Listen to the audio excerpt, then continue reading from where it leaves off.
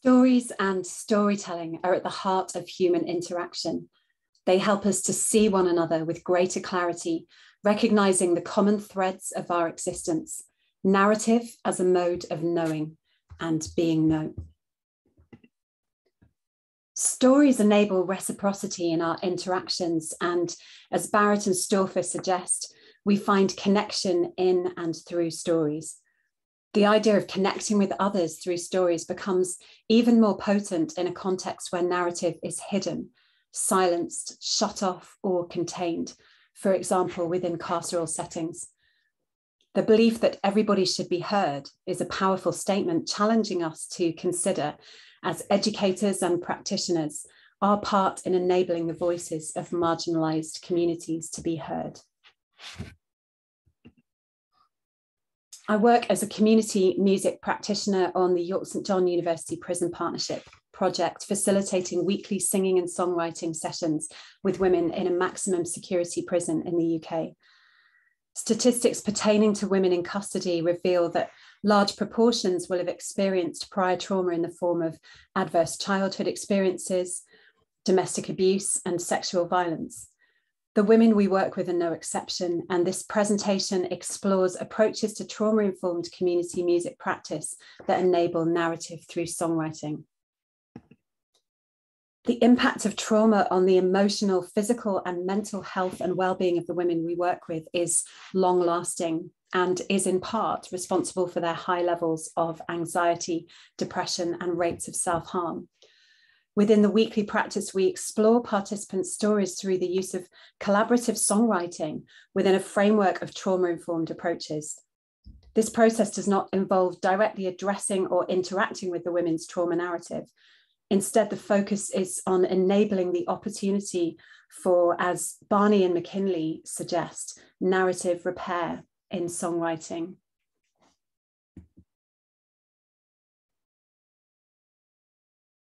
The women we work with are often immensely vulnerable, and as a result of their trauma experiences, it's hard for them to feel safe. Songwriting requires vulnerability, but for women whose safety has been threatened in the past, the kind of emotional vulnerability needed to open up their internal worlds can be too difficult and overwhelming.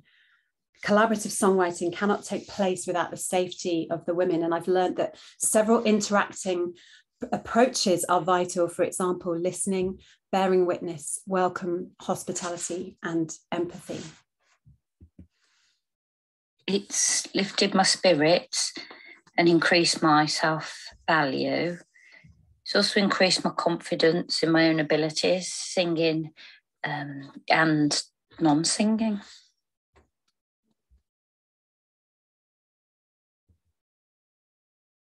Listening is a way of paying attention to the face of the other, attending to the uniqueness of their person, looking carefully and being responsive.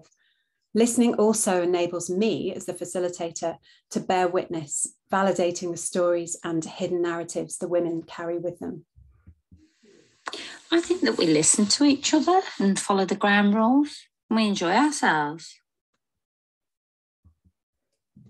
Barney and McKinley suggest that song as musical text offers the possibility of historical witnessing and the possibility of truth in a new space opened up by testimony and narrative.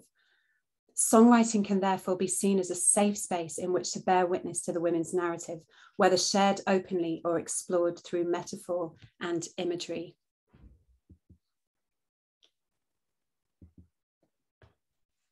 Everyone was treated as an individual and encouraged to be the best of themselves.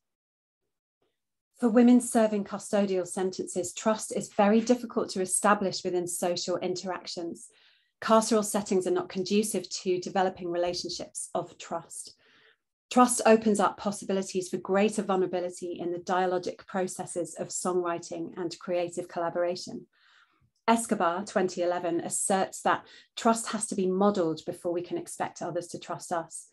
Dialogue, as a key part of engaging in each other's narratives, needs to be sensitively and carefully considered within the context of the songwriting workshops, placing value on equality in interaction. I learned about the construction of a song, how to create lyrics, The power of collaboration. How many minds were better than one? Many voices were better than one. In enabling space for the women to be heard, to be validated and valued and given a platform for expression through creative collaboration, there is an opportunity for them to discover a renewed narrative, one not tangled in their past veiled narrative of crime and trauma, but one in which they can begin to recognize their own uniqueness and value through creative engagement.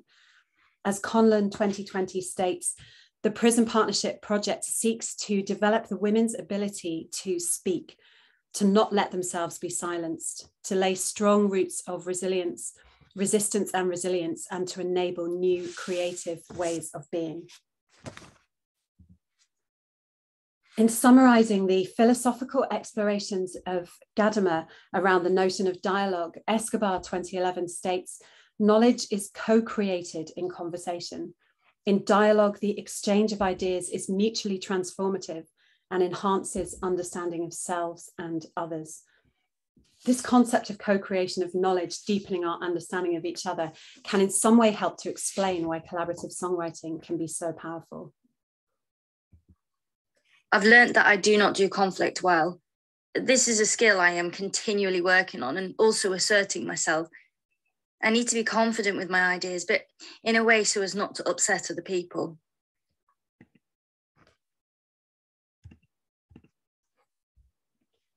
Mills 2000 states that our voices encompass not only how we speak, but what and when, and the ability to be heard. To be truly expressive is deeply interwoven with possessing the right to speak, the freedom to enjoy communication. In facilitating the Singing Songwriting Project, I'm continually looking for ways to enable the women to be expressive and give voice to their ideas and opinions. In this way, steps towards self-empowerment, recovery, and healing can take place. I feel so much happier after our singing sessions.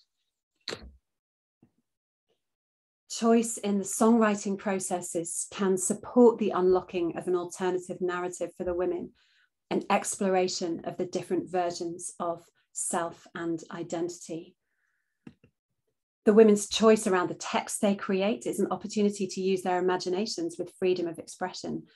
Psychiatrist Bessel van der Kolk states that imagination gives us the opportunity to envision new possibilities. It is an essential launchpad for making our hopes come true.